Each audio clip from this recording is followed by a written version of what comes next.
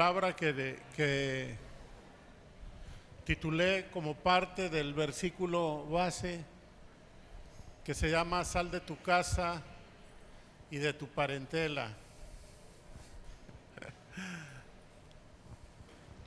Sal de tu casa y de tu parentela. Mire, Jesús vino a invitarnos a su reino, ¿cierto? Pero Dios ha estado hablando del reino desde Génesis. En realidad, la Biblia no se trata de religión. Sabemos que ha sido la base de varias religiones, no nada más de una, ¿verdad? Es base de la religión judía, es base de la religión católica, es base de la religión cristiana.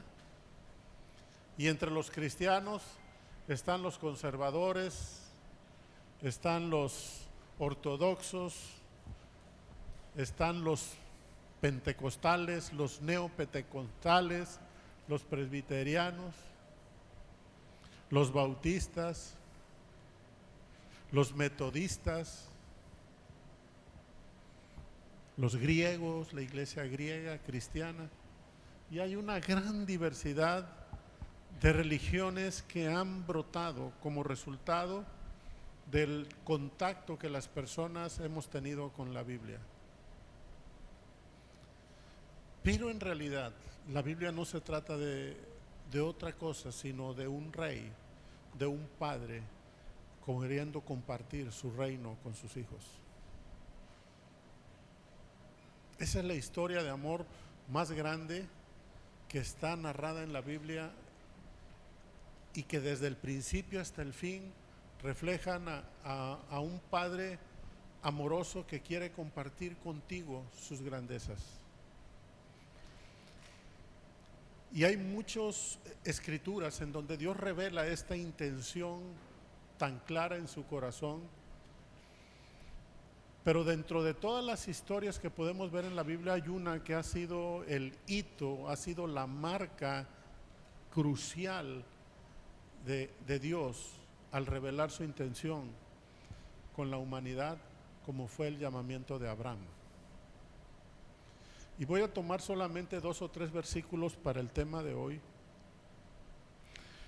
porque sabemos que para que Dios nos pueda introducir a su reino, nos tiene que sacar de nuestra cultura. ¿Sí? Si no se logra ese cambio de traslado, si Dios, al invitarnos a su reino, nosotros no hacemos ese traslado, difícilmente vamos a poder experimentar lo que Dios preparó para nosotros. Será muy difícil experimentar la vida de reino si no nos deshacemos de la cultura de la que hemos sido culturizados en el mundo, de los pensamientos, de la forma de pensar, de los hábitos, de esas costumbres, de esas formas de resolver las cosas, de esa forma de conducirnos, incluso de hablar. Y todo eso lo hemos recibido de nuestra casa paterna, ¿sí? Nuestra casa paterna fue la casa donde crecimos, donde nacimos. Digo, no habla físicamente de la construcción. Me refiero a casa como el seno familiar, donde nacimos, donde fuimos educados, donde crecimos, donde aprendimos a hablar, donde aprendimos a relacionarnos, donde aprendimos a amar, a odiar, a perdonar o a no perdonar, y todo lo que fuimos recibiendo como cultura paterna. Indudablemente que esa cultura nos ha dado y nos ha conformado una manera de pensar muy particular. Cada uno de nosotros tiene una manera muy particular de pensar, todas respetables ciertamente, pero diferentes, ¿sí? Pero ¿sabes una cosa? Tu forma de pensar, al fin de cuentas, que es tu mentalidad, vamos a decirlo así, va a determinar tu experiencia terrenal. cómo vives cada acto, cada experiencia en tu vida diaria, lo va a determinar tu manera de pensar. Y esto va a afectar todas las áreas de tu vida, todas las experiencias que tengas con tus hijos, con tu cónyuge, con tus amigos, las experiencias que tengas en tu trabajo, con tu negocio, con tus amistades, con tus familiares, con los que no son familiares, pero también va a determinar tu experiencia de tu relación con Dios. Y por supuesto, también afectará tu vida espiritual. Entonces, qué importante es para Dios el sacarnos de una cultura que sabemos que Él no la generó ni Él la engendró, sino que ha sido engendrada por su enemigo. Porque sabrás que la palabra salida de Jesús dijo, porque el príncipe de este mundo, quien gobierna este mundo hasta los días de Jesús, era Satanás, empezándolo a hacer desde el Edén. Entonces Satanás se ha encargado de arruinar la vida de la humanidad de una manera inteligente, a través de la cultura. Y usted ha podido experimentar, creo que la mayoría de nosotros hemos podido experimentar, cómo cuando empieza a suceder algo que es pecaminoso, nos golpea, nos alarma, pero el estarlo viendo tanto, estar expuestos a eso, que luego lo normalizamos. Decimos, pues está normal eso, todos lo hacen. Esa normalización es una aceptación inconsciente de que eso debe existir. Y si desde pequeños somos culturizados en pensamientos, en formas de ser, en formas de actuar, que no son las de reino, acabamos adoptando una cultura. Y esa cultura, como toda cultura, tiene varios componentes. Idioma. Cada cultura tiene un idioma. La cultura tiene una forma de expresar, palabras que se dicen, frases que se dicen. La cultura tiene un comportamiento con relación a lo material. ¿Cómo tratas lo material? ¿Cómo tratas con el dinero? ¿Cómo tratas con tus bienes? La cultura tiene que ver con costumbres, cosas que practicas reiteradamente, cosas que se vuelven parte de tu agenda en tu vida. La cultura tiene que ver con la música que escuchas. La cultura tiene que ver con las cosas que son importantes para ti, las fechas importantes en tu vida. Entonces, cuando empezamos a ver todo eso, nos vamos a dar cuenta de que realmente la cultura es determinante para las cosas que van a pasar en tu vida. Quizá por esa razón, Dios, habiendo escogido a Abraham como un hombre con un corazón recto, con un corazón honroso, con un corazón obediente, Dios vio cualidades en Abraham que le dieron motivos a Dios para escogerlo. Porque debes saber que Abraham fue escogido por Dios de una manera deliberada. Y él, al escogerlo, le dice estas palabras en Génesis 12 del 1 al 3, la escritura, por favor. Pero Jehová había dicho a Abraham: vete de tu tierra y de tu parentela y de la casa de tu padre a la tierra que te mostraré, y haré de ti una nación grande, y te bendeciré y engrandeceré tu nombre, y serás bendición. Bendeciré a los que te bendijeren, y a los que te maldijeren maldeciré, y serán benditas en ti todas las familias de la tierra. Mire, nosotros sabemos por la propia palabra que Abraham venía de una ciudad que se llamaba Ur, de la zona de los caldeos. De hecho, así dice en otra parte que Abraham venía de Ur de los caldeos. Esa ciudad estaba situada al sur de la antigua Babilonia, ¿sí? Era vecino de la zona de Babilonia. Sabemos que Babilonia, ¿verdad?, que fue la primera ciudad construida después del diluvio, donde Nimrod construyó toda esa ciudad y quiso hacer una torre, ¿verdad?, para llegar hasta el cielo, y vino la confusión de las lenguas. Bueno, Babilonia en la Biblia, siempre desde ese capítulo y en toda la Biblia, tiene un patrón escritural de cultura idolátrica y satánica. Todas las referencias que hace la Biblia, incluso hasta en Apocalipsis, se habla de la caída de la gran Babilonia, ¿no? ¿Sí? Pero en otros capítulos habla de Babilonia como el engendro o quien engendró la cultura de la idolatría, el satanismo y todo lo que es la cultura mundana.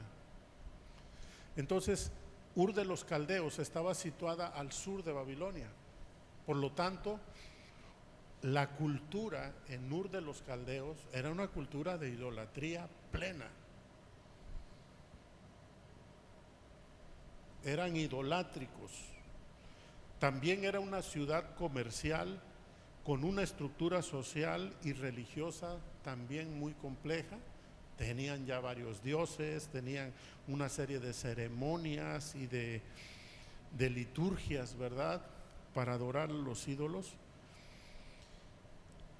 Abraham, en ese tiempo que Dios lo llama, tenía 70 años. Estaba casado, no tenía hijos, pero vivía bajo la casa de su padre. Quizá en esa cultura, pero estamos hablando de cultura, quizá era lo más normal. Era una cultura patriarcal donde el patriarca tenía los hijos. ¿Y para qué te vas tan lejos? La tierra aquí es extensa, agárrate un pedacito, ahí te van unos borreguitos y haz nace otro hijo, bueno, vete para aquel lado y ahí te van tus borreguitos. ¿Sí? Entonces, como parte de la cultura, ellos vivían en la casa del padre. Pero estar bajo la casa de un padre a los 70 años, yo creo que debe ser algo tremendo, ¿no? Porque el gobierno patriarcal también era rígido, era controlador, era tiránico a veces. Entonces Abraham a sus 70 años, ¿qué voy a preguntarle a mi papá? Imagínate, de 70 años, con el otro viejito de 90 años ahí. Oye, papá, ¿cómo ves, papá? ¿Sí te imaginas eso? Así era. Es que voy a hacer, y el papá decía, no lo hagas, no, sí hazlo. Entonces Dios ve que el corazón de Abraham, pese a la cultura, era un corazón recto, un corazón sano, un corazón que él le pareció idóneo para ser depositario de una gran promesa. Y dijo, a él lo voy a sacar y lo voy a hacer padre de reyes y de sacerdotes. Van a salir de sus lomos. Así es que lo escoge para que también fuera bendición para todas las familias de la tierra. Pero la instrucción de Dios fue clara: vete de tu casa y de tu parentela, para que yo pueda hacer de ti lo que yo quiero hacer de ti. Dios le estaba diciendo, mira, deja atrás tu tierra, en otras palabras, tu cultivo, ¿sí? La tierra tiene que ver con cultivo, tiene que ver con cultivarla, tiene que ver con sembrarle. Eso se refiere de tierra. Deja ese cultivo que han estado sembrando a ti, tus padres, tus costumbres, todo eso, que ha dado una forma de pensar, cómo se piensa en tu casa, ¿sí? Sal de tu casa, que es la cultura. Esa cultura, esa serie de costumbres, esas formas de hacer las cosas, esa cultura familiar, esa influencia de tu papá, porque tienes que entrar a una nueva tierra, a la tierra que yo te voy a mostrar, porque entonces voy a hacer de ti algo grande. Voy a cambiar tu culto, voy a cambiar a quien adoras. Porque aquí están las tres partes del cambio de reino. Cultivo, que es lo que siembran en ti. Cultura, que es lo que produce esa forma de pensar. Y culto, a quien adoras. Porque cuando nosotros estábamos con otro cultivo, que fue las palabras, las formas que sembraron en nosotros desde niños, que nos ha dado una cultura, una forma de pensar, una forma de ser, una forma de ver el mundo, y eso nos lleva a un culto. ¿Qué es lo que tú adoras? ¿Qué es lo que es primero para ti? ¿A quién te rindes? ¿Sí me estoy explicando? Cada uno de nosotros está viviendo eso de manera personal, y eso vivía Abraham. Entonces, para que Dios pudiera hacer en Abraham esa obra maravillosa de convertirlo en depositario de una promesa y en el agente de bendición para todas las familias de la tierra, era necesario cambiarle el cultivo, cambiarle la cultura y cambiarle el culto por consecuencia. Pero eso que le pasó a Abraham nos ha pasado a nosotros, mis amados. Igual que a Abraham, nos sucede a cada uno de nosotros. Porque a cada uno de nosotros hemos recibido una semilla en nuestro hogar, ¿cierto? Independientemente de la conformación del hogar en el que hayamos vivido, con papá, mamá, o solo con papá, o solo con mamá, o sin papá y mamá, y crecimos con tíos, con abuelos, con primos, cual sea tu historia, la casa donde creciste sembró un cultivo a ti. Sembraron ideas, sembraron pensamientos, sembraron creencias incluso. Pero esa semilla generó algo que se llama cultura mundana, una manera de pensar absorbida de nuestros padres, de nuestros familiares, de nuestros hermanos. Y esas enseñanzas son las que traemos de nuestra casa paterna. Pero cuando venimos a Cristo, entonces somos llamados a dejar esa cultura.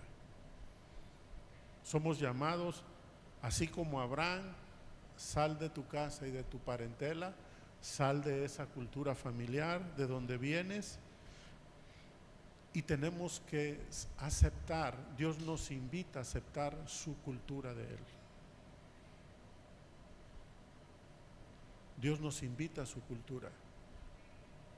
Dios tiene que sembrar un cultivo, que es la palabra de Dios, que va generando un cambio de tus formas de pensar, te da una cultura y cambia tu culto. Amén.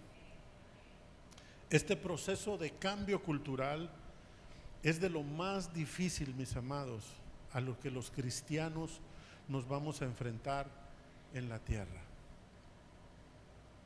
De hecho, hay un dicho que dice: cultura mata unción. Y la verdad que yo me quedé así cuando, ¡ay! ¿Cómo va a ser posible? Pues sí, lo he comprobado. Cultura mata unción. Unción.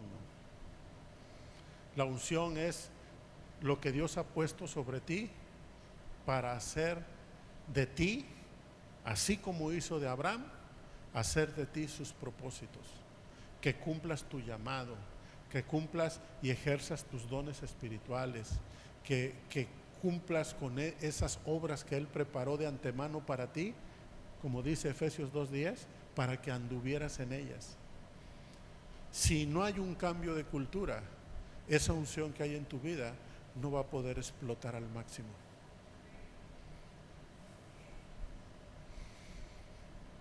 Si esos pensamientos del mundo no son trasladados, no son transformados a los pensamientos de Dios, la unción que hay en ti por el Espíritu Santo no va a alcanzar a explotar en toda su magnitud y su belleza, en toda su grandeza y en todos los resultados que se están esperando de ti.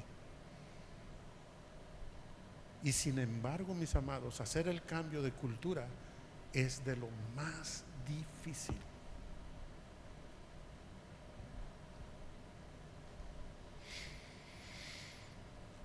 De hecho, la mayoría de los cristianos no lo logra. No lo logra. Sí, venimos a la iglesia, sí, le echamos ganas, sí, andamos, sí, queremos, incluso servimos a Dios. Pero no nos hemos querido desarraigar de esos pensamientos que absorbimos del hogar. No todos malos, ciertamente, pero muchos patrones que son obstáculo para que la obra de Dios se haga en nuestra vida. Y tristemente tengo que admitirlo, hay algunos que no lo logran y son cristianos, han recibido la doctrina, se congregan, pero siguen viviendo su vida como si no fueran cristianos. Se siguen comportando igual, mintiendo, con tratos, con cosas, practicando cosas que no son correctas. Y no se logra esa transformación, porque el cambio de cultura es de lo más difícil. Por eso te digo, Satanás ha sido muy hábil, porque lo que fue haciendo fue metiendo cultura mundana en los hogares y ya dejarlos así en automático. ¿Por qué? Porque la cultura se va transmitiendo de generación en generación. ¿Qué importancia tiene para el varón la mujer? ¿Qué lugar tiene la mujer en la vida y en el hogar? ¿Qué lugar tiene la mujer en el trabajo, incluso en la iglesia o en los ministerios? ¿Qué piensas tú, varón? ¿Qué cultura te enseñaron en tu casa sobre la mujer? El lugar que tiene la mujer. ¿La mujer es sirvienta? ¿La mujer va en segundo lugar? ¿O en tercero? ¿O a lo mejor ni lugar tiene? ¿Tiene derecho a estudiar? ¿La mujer puede ganar más que el hombre en el hogar si trabaja?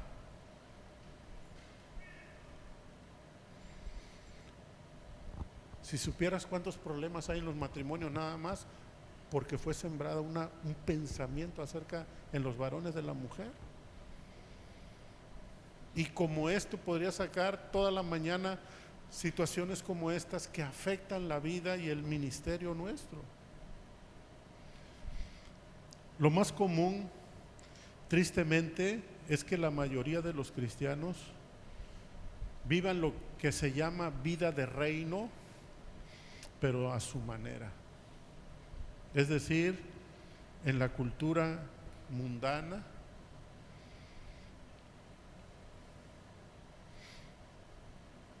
El problema es que si vivimos de esa manera, no vamos a poder experimentar lo maravilloso que es el reino. Y vamos a acabar como religión. Eso es lo más triste, pues. Si la persona no logra hacer un cambio de cultura, acaba siendo un religioso, recetando la Biblia, recetando versículos para allá, versículos para acá, a todo le tiene un versículo.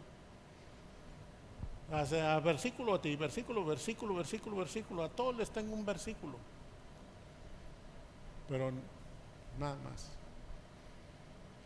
Ni uno de ellos lo vive la persona.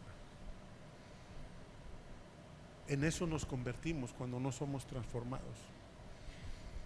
en religiosos que condenamos, que juzgamos, versículos para allá, escrituras para allá, pero nada para acá.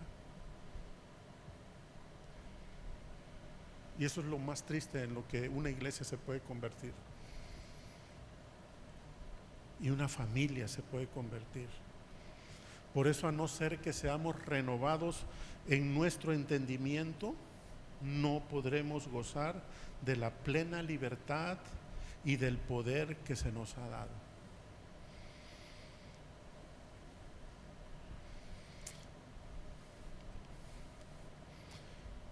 El enemigo,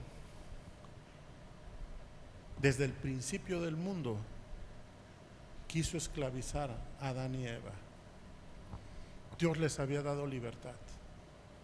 De hecho, si no sé si has leído Génesis 1, 2 y 3, dijera el Espíritu Santo, qué paso tan chévere, ¿verdad?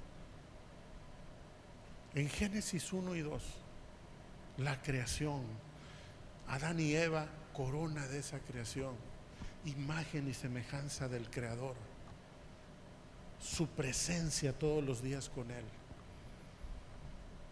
Todo lo que hay en el huerto te pertenece.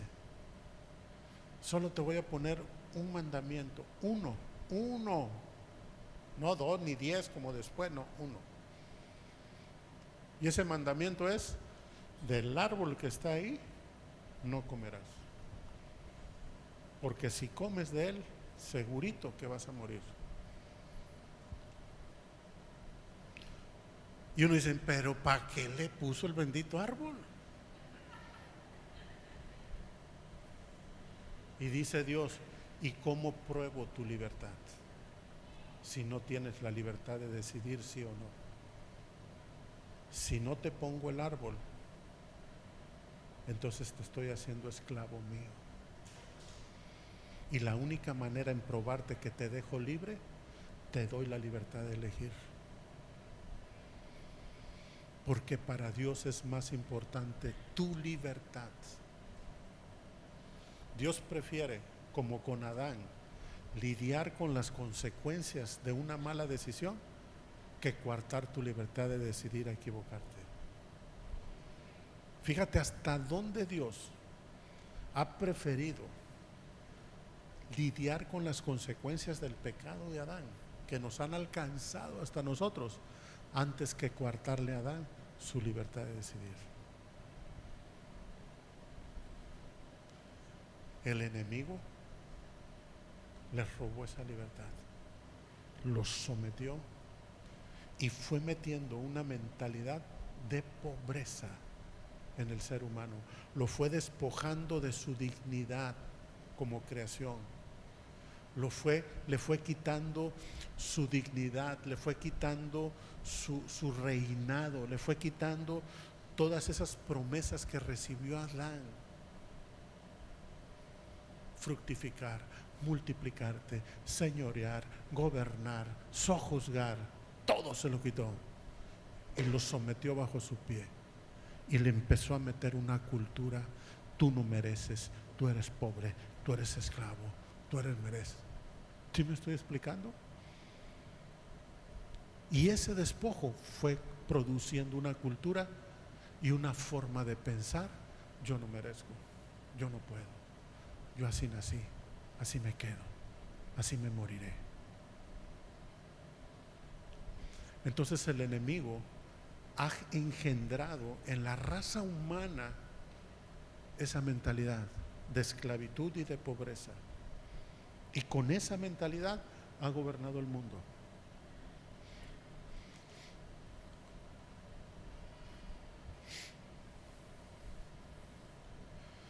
De hecho,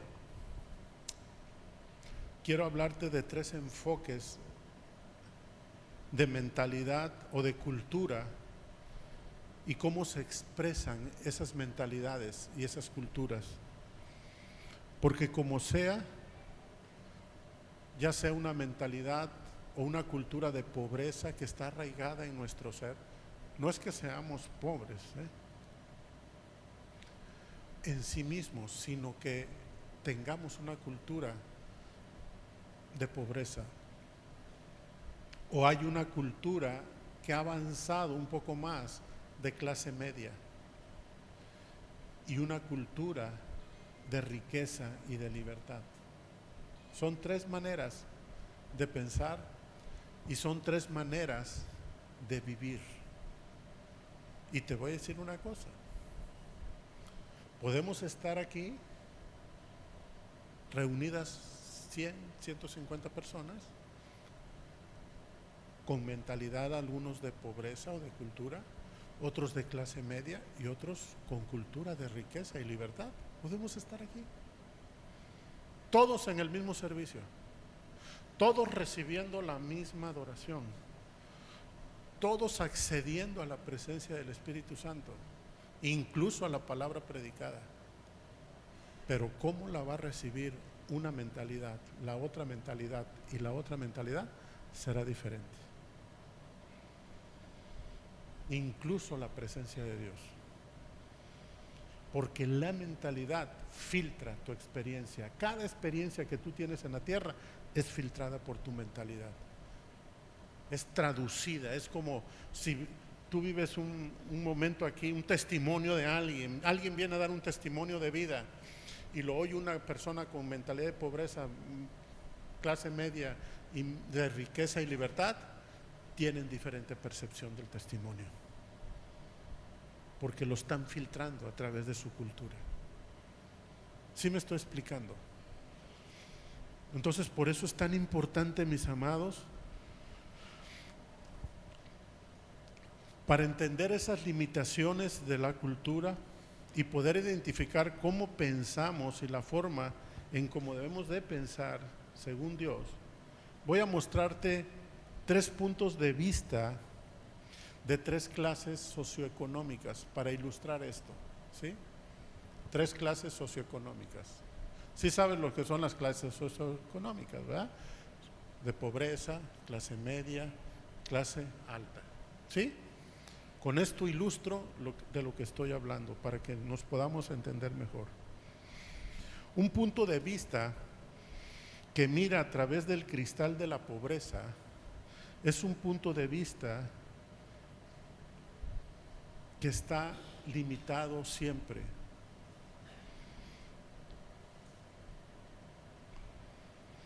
Quiero aclararte que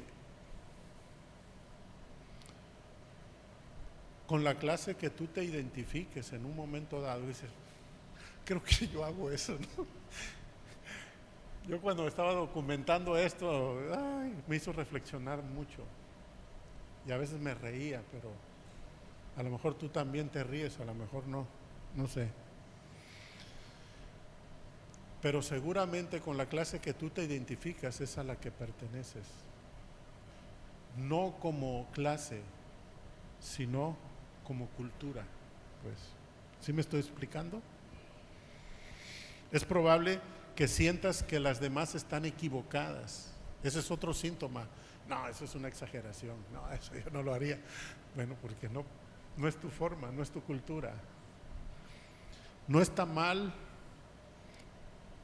porque todos harán lo mismo, todos van a estar haciendo así. Van a decir, no, eso está mal, eso se pasó al pastor. Y todos vamos a estar calificando esto de una manera simultánea, pero aquí no se trata de lo que está mal o está bien, sino de identificar cómo es cada una de ellas. Lo que yo voy a tratar de mostrarte es que aunque ahora eres hija o hijo del Rey de Reyes y del Señor de Señores, tal vez no tengas puestas las gafas de la abundancia con la que Él te mira. Todos compartimos el mismo mundo, pero vivimos en mundos diferentes porque valoramos los aspectos de la vida de manera diferente. La experiencia que tú tienes cada día está gobernada por tu forma de pensar y tu vida espiritual no escapa de esto. Tu manera de pensar en una cultura de pobreza, de clase media o clase alta, te hará vivir de manera diferente tu relación con las posesiones, tu relación con la comida, tu relación con el dinero, tu relación con el uso del tiempo, tu relación con la educación formal, tu relación con tu destino, con tu lenguaje, con tu estructura familiar, con la visión que tienes del mundo y del futuro, y desde luego con tu vida espiritual. Voy a tomar solamente un ejemplo o dos de cómo piensa cada clase con relación a algo. Y escogí uno que me llama mucho la atención, que es la comida. ¿Por qué la comida? Cómo nos relacionamos con la comida es un indicativo de cómo nos relacionamos con los recursos con que suplimos nuestras necesidades diarias. No hay nada que pueda anclar mejor tu conducta a cómo te relacionas con las cosas que suple tus necesidades cada día, como con la comida. Entonces, cómo te comportas con la comida habla mucho de cómo piensas tú. Habla mucho de cuáles son los tipos de tus pensamientos. Por ejemplo, para la cultura de pobreza, en relación con la comida, la cantidad es lo más importante. Para la clase media, no es la cantidad, sino la calidad es lo importante. Y para la gente de clase alta o de riqueza, no es ni la cantidad ni la calidad, sino la presentación. Por ejemplo, la mentalidad de pobreza, cuando vamos a un restaurante, queremos que nos den una tonelada de comida por el precio que vamos a pagar. ¿Qué dice? Si voy a gastar mi dinero yendo a comer fuera, quiero irme lleno hasta el cogote.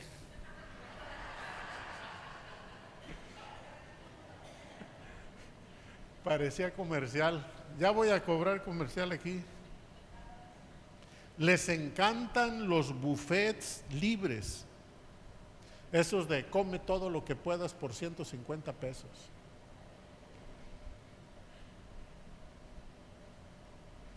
Porque cuando nuestra preocupación principal es la supervivencia, mis amados, nuestra relación con la comida consiste en abarcar la mayor cantidad posible. Es como si inconscientemente supieran o no supieran cuándo van a volver a comer. Como dijera aquel, por si no te vuelvo a ver, échale otro, métele más frijoles. Llevan el plato así rebosante. Mentalidad de pobreza.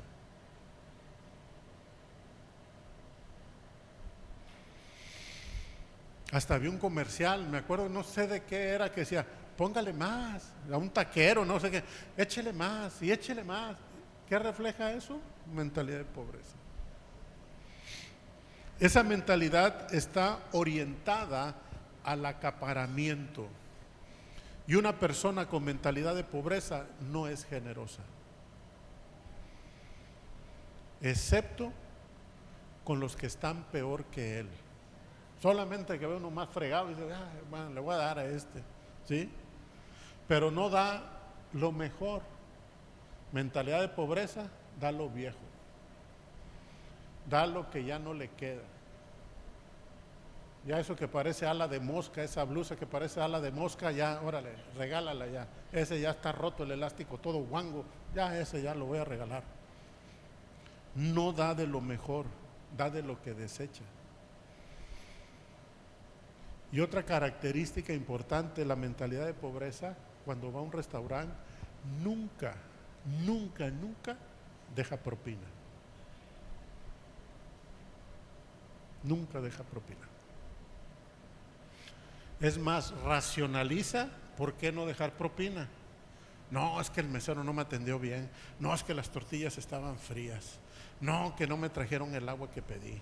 No, que siempre vas a encontrar una crítica al mesero, al restaurante, al ambiente. No, que la mosca se paró. O sea, siempre va a estar buscando algo para no dejar propina. Lo cierto es que hay ruinez en el corazón. Hay una mentalidad de pobreza, de esclavitud, que no tiene la libertad de la generosidad. Es más, se levanta y el pan, bro, vámonos. Agarra el pancito que sobró, los totopos en una bolsa, lo que dejó en el plato, la carne, vámonos, para la torta. Así piensa. Para la perrita, dice, ¿verdad?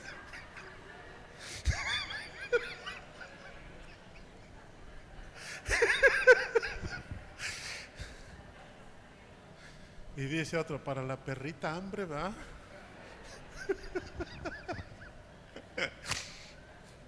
¿Cierto o no? Se ríen, porque se ríen. A ver, yo veo unas caritas que se están ríe. Mentalidad de pobreza. Clase media, ¿quiere ver cómo se comporta clase media con relación a la comida? Se sienten más libres de comer fuera cuando ellos quieran. Sus recursos les ofrecen más opciones. Por lo tanto, la cantidad no es lo más importante, sino la calidad. ¿Sí? Ya no comen en la taquería de la esquina, esa de 50 tacos por 10 pesos, ¿verdad? Ya no. El cilantro ni lo han de lavar. Veas a ver si se lavó las manos el taquero. Y vamos, y prepara los otros tacos, ¿verdad? Vete los otros 10, compadre. Lo que no te mata te fortalece, vámonos. Pero ya clase media no. Ya clase media dice, no, vamos a un buen restaurante. Vamos a buscar a donde comamos sabroso, que esté limpio, que haya buen servicio. Si la comida no tuvo la calidad que ellos esperaban, ya no regresan a ese restaurante. Están dispuestos a pagar un poco más si la calidad lo vale. En la iglesia son iguales. Si la adoración está acá, si la prédica está acá, si la atención a los niños está en este nivel, sí me quedo en esta iglesia. Si no me gustó que los sugieres andan todos chamagosos, no. Me voy a otra donde haya mejor calidad. Andan buscando calidad. Por otra parte, las personas que tienen una mentalidad de riqueza y de libertad, ellos pueden comer las comidas de más alta calidad que quieran. Por lo tanto, ven la comida como un arte, ¿sí? Algo que debería ser una buena presentación. Si no los impresionas con una buena presentación, no regresan a comer. Les importa la elegancia, el estilo y la belleza del lugar donde comen, el ambiente, la música, que los meseros estén presentables, que el lugar esté limpio. ¿Sí me explico? El mentalidad de riqueza ve eso como parte de la experiencia de comer. Mentalidad de pobreza, está con el taco pegándole al perro ahí. Patada al perro ahí.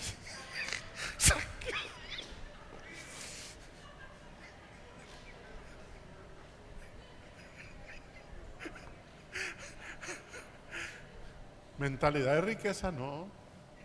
Música, ambiente, limpieza, pulcritud. Por eso los restaurantes que atienden a personas de este nivel no tienen nada más o solo cocineros realmente. Tienen escultores, tienen artistas que trabajan en la cocina.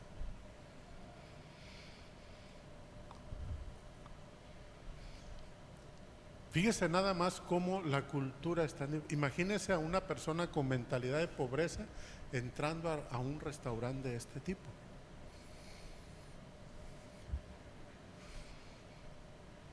Uno que piensa así, lo mete usted a un restaurante de este nivel, ¿cuál cree que sería su experiencia? ¿Cómo se comportaría? Sobre todo cuando le llega la cuenta, dice la pastora. Le sirvieron el plato unos mejillones a la mantequilla y que el vino blanco y con jerez y tú no, el mente de pobreza no, va a traer una charola así como la que sirven en el chivero. Una charola de ostiones con 2 docenas, no. Te llegan con una almejita y te la adornan con algo así que dices, esto se come o no se come, no sabes si es papel o es comestible y lo estás probando, ¿será que está comiendo papel? No sabe. Y una almejita y ya te la degustas. Tu copita de vino rosado, importado de Francia, te la tomas. Pides la cuenta, 4,500 pesos. ¡Ah! ¿Te imaginas la experiencia de alguien así? O sea, nos reímos porque nos imaginamos, pero algo así viviría una experiencia de esa persona. Me voy a los tacos de muerte lenta. Una persona se asombraría por lo minúsculo de la porción que le sirve. La cubierta esa de cosas que no sabe si se comen o no se comen. Seguramente pensará que lo están robando cuando descubra que eso que tiene que pagar es una semana de sueldo. La perspectiva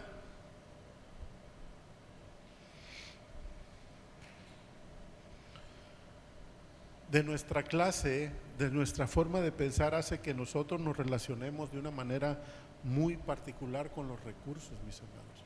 Por eso agarré la comida, pero así como es la comida, son los recursos en general.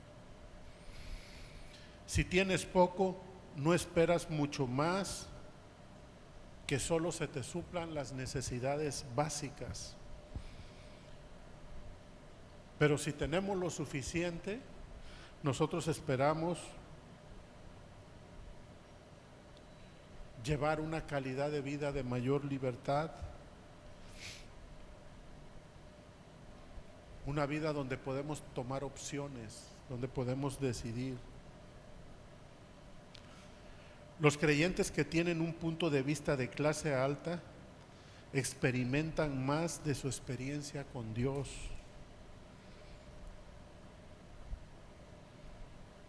Más que la propia salvación. Saben que les espera una gran vida en el cielo, pero también saben cómo debe ser su experiencia en la tierra. Saben que hay provisión inagotable, belleza inagotable, poder inagotable y gozo inagotable, que jamás se podrán acabar, por lo que desean disfrutarlo cada día. Porque así como te relacionas con la comida o con los recursos, también te relacionas con Dios.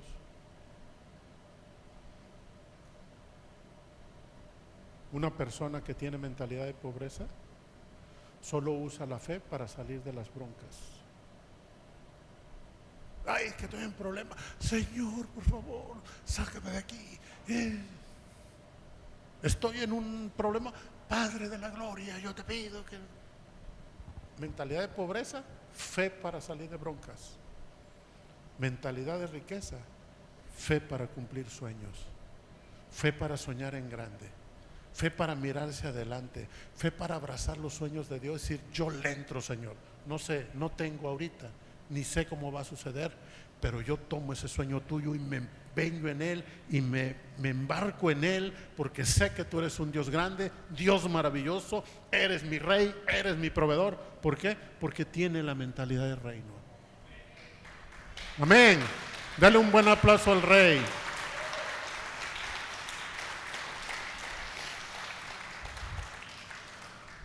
Otro ejemplo de cómo se reflejan las diferentes mentalidades es en lo que tiene que ver con el destino.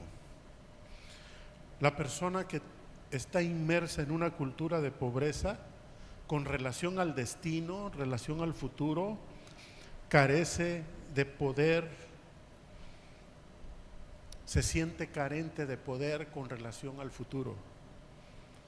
Cuando la gente vive en un ambiente de falta de recursos, viven muy restringidos por los límites,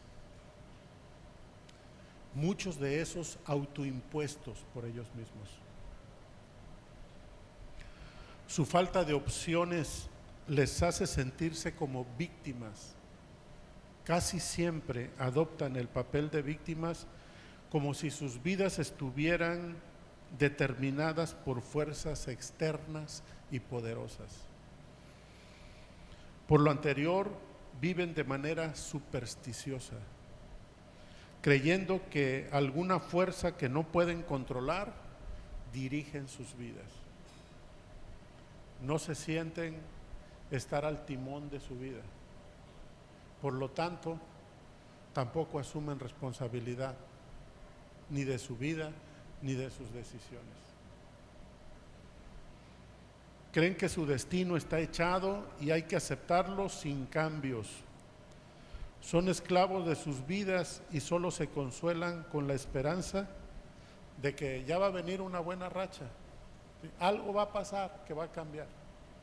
Un milagro de Dios va a cambiar mi vida. ¿Sí? Siempre están esperando un rescate milagroso. Solo tratan de sobrevivir. ¿Y sabes qué es lo más triste? Que hay tanta gente talentosa en el cuerpo de Cristo, aquí, en esta iglesia, pero no en esta nada más. En todas las iglesias cristianas hay una gran cantidad de talentos, hay una gran cantidad de dones, de cualidades, de atributos que pueden hacer de una persona una versión mucho mejor. Pero la mentalidad que no ha cambiado es capaz de regresarlos, de privarles de la oportunidad de vivir y de expandirse al tamaño de sus cualidades y de sus talentos. Ejemplos hay en la vida cotidiana. Yo no sé si usted sabe, y creo que sale mucho ahí en YouTube, si no, búsquelo. Artistas que fueron famosos y acabaron en la pobreza. ¿Se ha visto? Boxeadores grandes que acabaron en la calle. Deportistas que acabaron en la ruina. ¿Ha visto esas historias? Talentos, mis amados. Dones dados por Dios. Ellos a veces ni lo saben, que Dios le puso dones a cada ser humano, que son las habilidades operacionales para que la persona, esas habilidades operacionales, porque en Corintios dice, no sé si es en Corintios o en Romanos, los dones operacionales los da el Padre, los dones de reino los da el Hijo, que son apóstol, profeta, pastor, evangelista y maestro. Esos son dones de Cristo dados a la iglesia. Las habilidades operacionales son dadas por el Padre a cada individuo para que ese individuo viva en la tierra y viva de ellas, y a través de esas habilidades sea productivo, sea creativo y se haga una persona libre a través de esos dones y habilidades. Y están los dones del Espíritu Santo para ministrar las bondades de Dios a la tierra. ¿Sí? 3 dones. Y la gente a veces no sabe eso. tienen una habilidad para el canto o para el deporte o para lo artístico, para actuar, y se encumbran en un medio y llegan hasta arriba. Pero como vienen de una mentalidad de pobreza, no importa qué tan alto suban, la mentalidad los va a regresar a donde son. Porque tu mentalidad te regresa a donde pertenece esa mentalidad, aunque hayas tomado un impulso. Por eso las personas que no tienen nada y llegan a tener, si en ese proceso no son transformadas, regresan a lo mismo.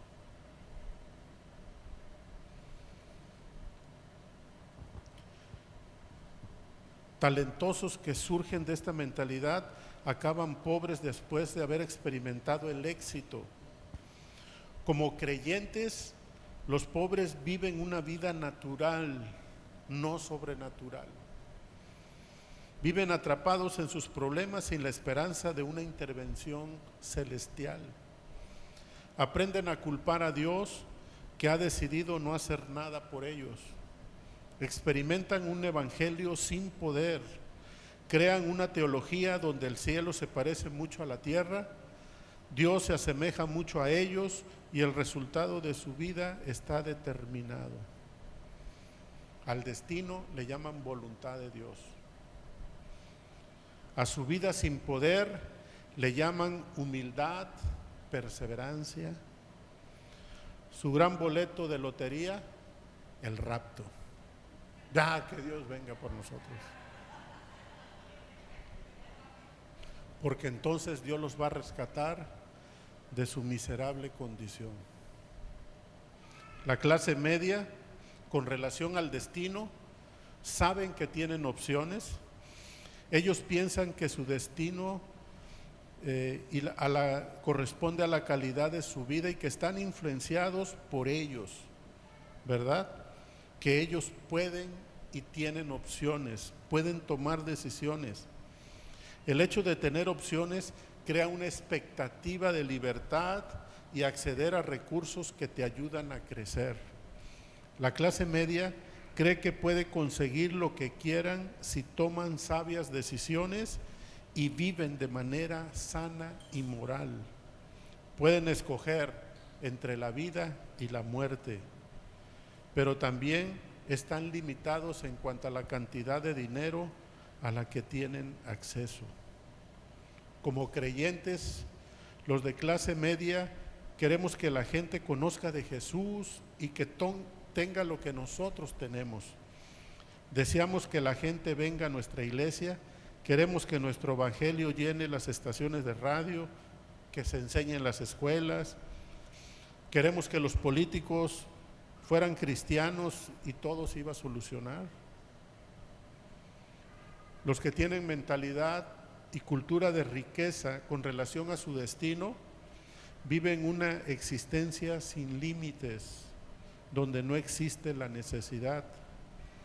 Nadie puede evitar que obtengan lo que desean o quieren. Los ricos están acostumbrados a salirse con la suya. Poseen una mentalidad de abundancia. Ven su papel en la vida como de comportarse de manera honorable y generosa para los que están menos privilegiados que ellos. No sé si se ha dado cuenta que muchas personas que han alcanzado grandes niveles de riqueza material, me refiero a riqueza material, y muchos de ellos no cristianos, ni siquiera cristianos, pero cuando llegan a un nivel de riqueza, son los más generosos. Las fundaciones que ayudan a más niños con cáncer, a los niños quemados, a las personas que tienen algún tipo de discapacidad o de enfermedades crónicas degenerativas. Saben, los que sostienen son los magnates, esas grandes fundaciones. Dan millones de pesos, millones de dólares para financiar esas causas, porque la riqueza, la mentalidad que tienen ellos es de compartir, es de ser generoso, ¿verdad? No todos, por supuesto, pero una gran mayoría de ellos que han sido transformados a través de lo que tuvieron que convertirse para llegar ahí, ven la generosidad como una manifestación de su persona. La mentalidad de riqueza es generosa. Por eso cuando Dios nos cambia la mentalidad aquí, nosotros nos convertimos en dadores en la iglesia, independientemente del ingreso que tengamos, porque no tiene que ver con el ingreso la mentalidad.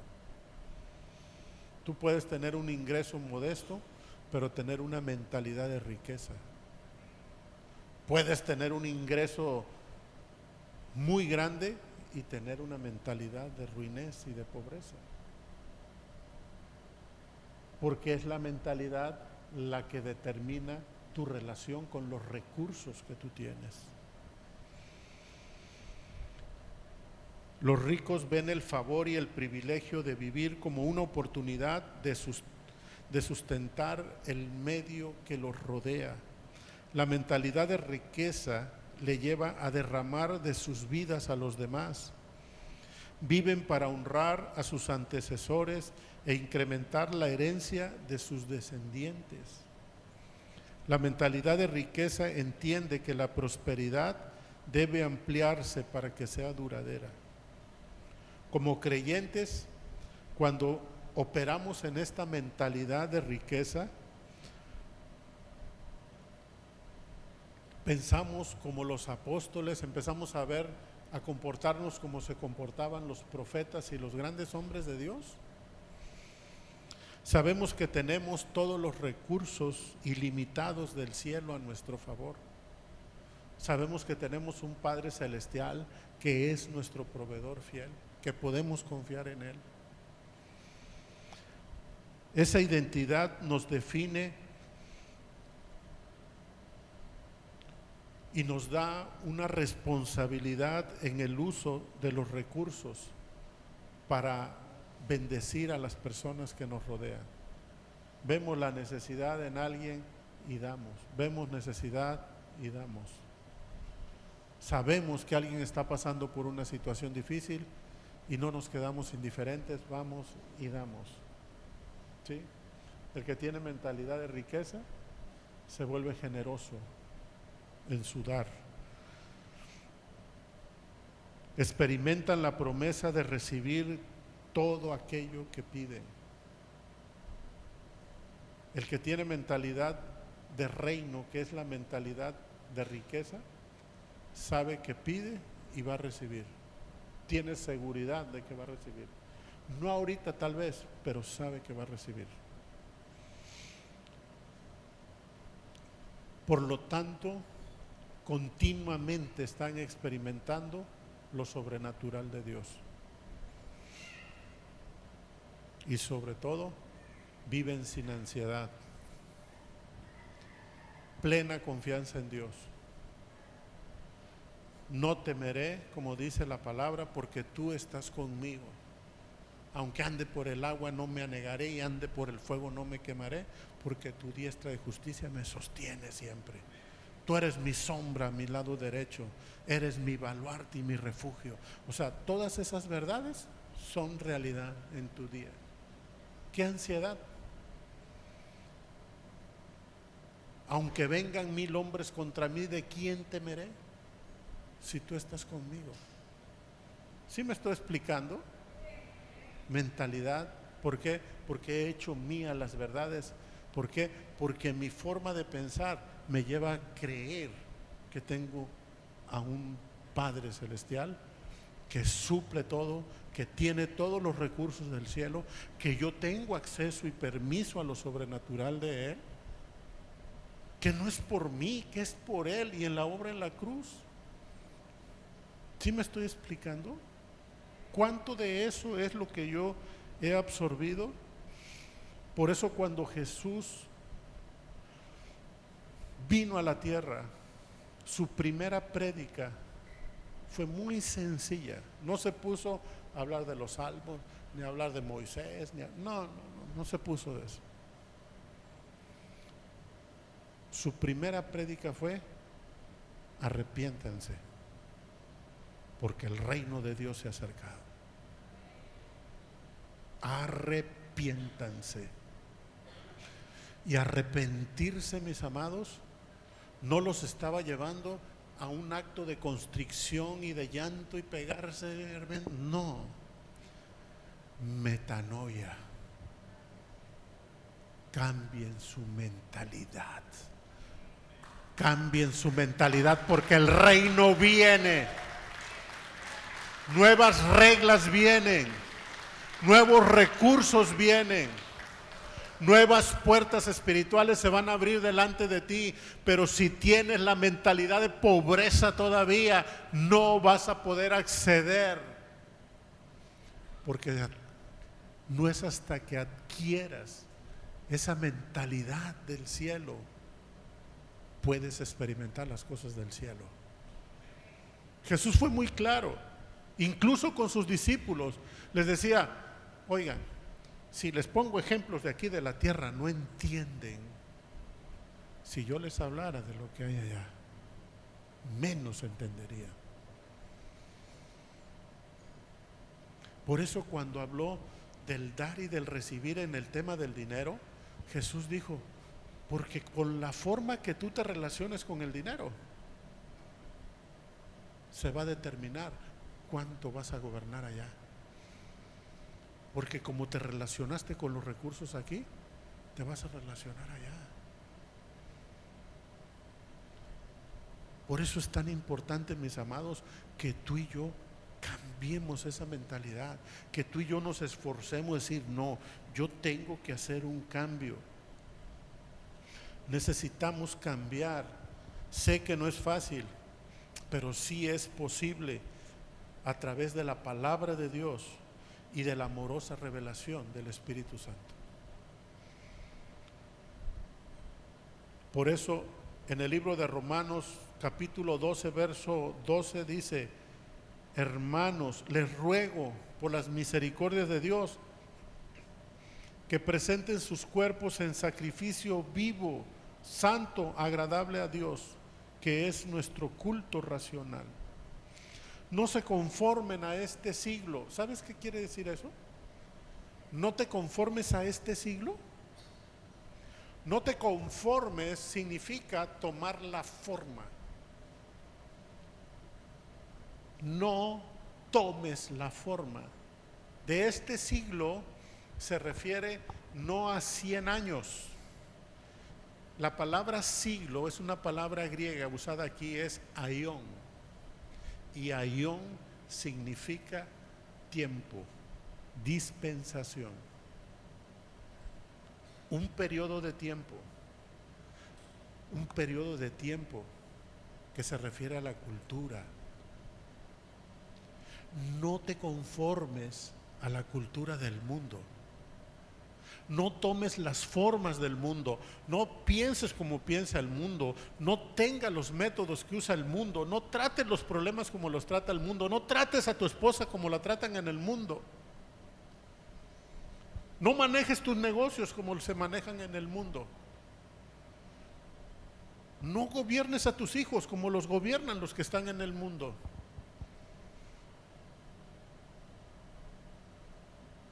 No te comportes en tu trabajo como se comportan los del mundo. No te conformes a este siglo, sino transfórmate a través de tu entendimiento.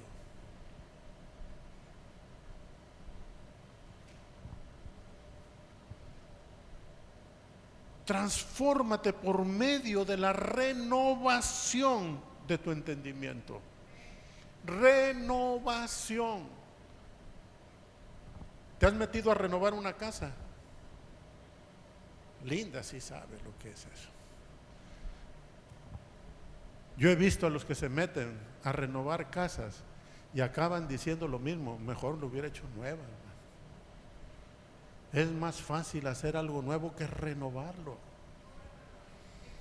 Sale más caro renovar la casa que hacerla nueva. La renovación significa quitar lo viejo y poner lo nuevo. renuevas el entendimiento. Tu entendimiento lo tienes que renovar. Dos recursos nos ha dado Dios: su palabra y su Espíritu Santo. La semilla, el cultivo, y el Espíritu Santo, el que da la cultura, el que revela la semilla, el que te revela las verdades. Por eso cuando tú vas a la palabra, el Espíritu Santo te revela algo, y esa revelación tiene que echar fuera un pensamiento del mundo y recibir una revelación de reino. Y sigo leyendo la palabra y viene otra revelación. Esta verdad la recibo y tiro esa mentira del mundo que era contraria a ella y recibo esta verdad de reino. Y cuando empiezo a vivir en esas verdades, mi mentalidad empieza a cambiar y empieza a cambiar mi cultura y acabará cambiando mi culto. Amén. Le damos un aplauso al Señor.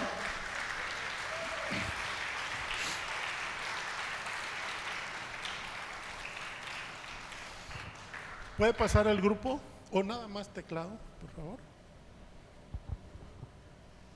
O quizá David también, para que David le meta con el teclado a ver qué sale.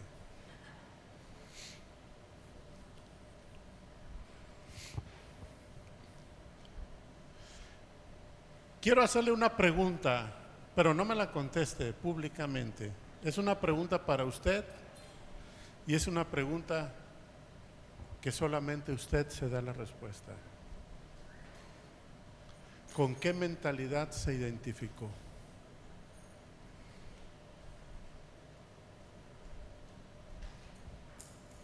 ¿Con qué mentalidad se identificó? ¿Con la de pobreza? No mueva la cabeza tampoco, porque nomás... No. Usted tranquilo, como estatua de la libertad, sí. ¿Mentalidad de pobreza? ¿O clase media ya? ¿O mentalidad de riqueza y libertad? ¿Sabes por qué te hago esta pregunta? Quizá la decisión, estoy seguro que la decisión más importante que el ser humano va a tomar en la tierra es recibir o rechazar a Jesús, porque eso determina su destino eterno. La segunda decisión más importante que ya el Hijo de Dios, siendo salvo, va a tomar en la tierra es transformar su entendimiento, porque eso no va a determinar su vida eterna. Esa ya está determinada por su fe en Cristo Jesús, pero va a determinar su experiencia terrenal y cómo vivirá su relación con Dios aquí en la tierra. Si tú te has dado cuenta de que tu mentalidad está más del lado de la pobreza que de la riqueza, tienes mucho que hacer todavía y te estás perdiendo muchas cosas de Dios. Pero eso no lo puede hacer nadie por ti, lo tienes que hacer tú. Dios ya te salvó y te ha proveído de sus dos aliados más poderosos que Él tiene para hacer una transformación: su palabra, que es espíritu y es vida, y su Espíritu Santo que te habita, que es el que te revela la palabra y te lleva a la transformación. Es una decisión tuya quedarte donde estás y eres libre de hacerlo. No, es que el pastor no. Cada quien es libre, porque si Cristo nos hizo libre, yo no soy nadie para esclavizarte. Eres libre incluso de decidir quedarte en tu mentalidad de pobreza, y si así lo decides, no está bien ni está mal, es tu decisión, pero sabe que te vas a perder muchas cosas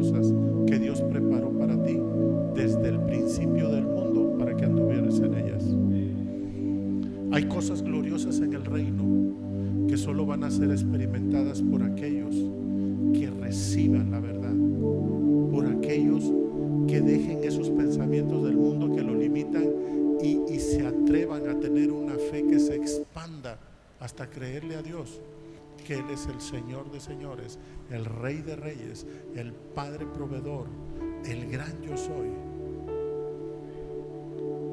Pero es una decisión personal. Yo a lo que te invito esta mañana, y a eso me atrevo nada más, es a invitarte para que vayas a la palabra de Dios, para que leas la palabra de Dios, y antes de leer la palabra de Dios le pidas al Espíritu Santo que te revele su palabra, y que esa palabra que te revele venga a cambiar algo de esa cultura mundana que ha tenido limitada tu vida y la ha llevado al caos, la ha llevado a la limitación, la ha llevado a la depresión, la ha llevado a la soledad, la ha llevado al pecado y la ha llevado a toda sarta de cosas. Y empieces esta travesía hacia el reino que te ha venido a ofrecer el Señor Jesús y que es una realidad para ti y sea una realidad todos los días. Amén. Quiero invitarte a que te pongas de pie y simplemente vamos a orar.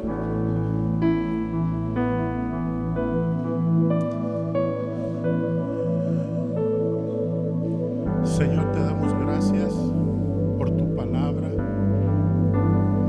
Gracias por recordarnos, Señor, cómo lo hiciste con Abraham cuando decidiste encontrarte con él. Y tus palabras fueron tan certeras, Señor. Sal de tu casa y de tu parentela a la tierra que yo te mostraré.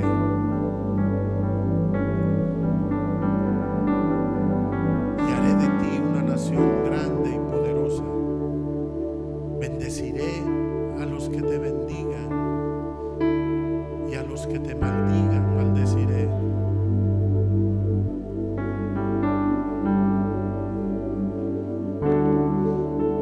Y en ti serán benditas todas las familias de la tierra. Gracias, Señor, por recordarnos que hay una cultura de donde venimos. Cultura al fin, Señor, donde crecimos, en donde fuimos concebidos, y que nuestros padres hicieron las cosas lo mejor que pudieron y estamos agradecidos con ellos. Los honramos desde aquí, Señor. Te damos gracias por la vida de ellos. En su mejor forma e intención, Señor, nos enseñaron, nos educaron, nos formaron en lo que ellos entendieron y hasta donde ellos lo entendieron. Y estamos agradecidos porque finalmente nos dieron principios, nos dieron enseñanzas, pero ahora estamos frente a ti, Señor, que nos ofreces el reino, ese reino que tú has ofrecido, Señor, por medio de Jesucristo para todo aquel que quiera acceder. Simplemente nos invita, Señor, a dejar atrás esas formas de pensar y de ser que no encajan, Señor, con las grandezas que tú has preparado para nosotros. Porque muchos de nosotros, Señor, fuimos sometidos por una mentalidad enemiga que nos desposeyó, Señor, que nos hizo pensar que no éramos valiosos, que nos hizo creer que no merecíamos, que nos hizo aceptar que nuestro destino ya estaba determinado, que así nacimos, así crecimos y así moriremos, y que no había forma de cambiarlo. Pero llegaste tú, Señor, y lo cambiaste todo. Llegaste tú, Jesús, y rompiste, Señor, con tu verdad, que es la palabra. Derribaste cada uno de los argumentos satánicos que fueron declarados sobre nosotros y nos trajiste a libertad. Nos dejaste libres, y ya libres nos invitas a ser transformados